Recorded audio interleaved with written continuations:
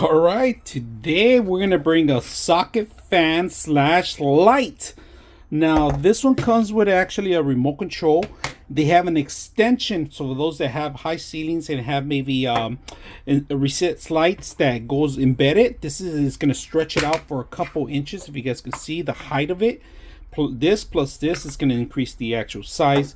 I like that they have the whole setup. They have the negative and positive here if you don't have that included with it, so that's another great option. You can mount it to the ceiling. It doesn't have to be this socket, it could be any socket you want. You could even put it off any kind of lamp that has it.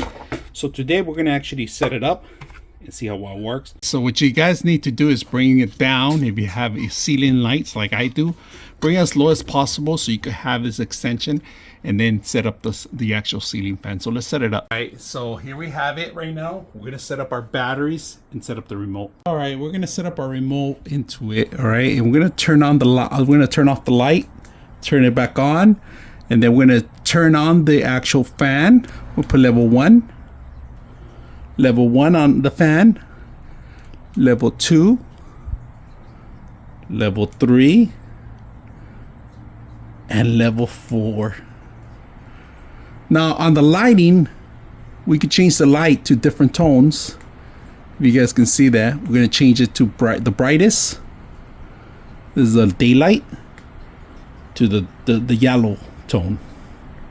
You guys can see that.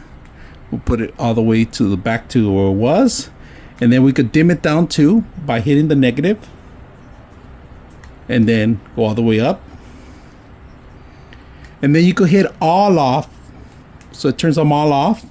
We are going to turn on the light. Very simple, easy to install. I hope you guys enjoy the video.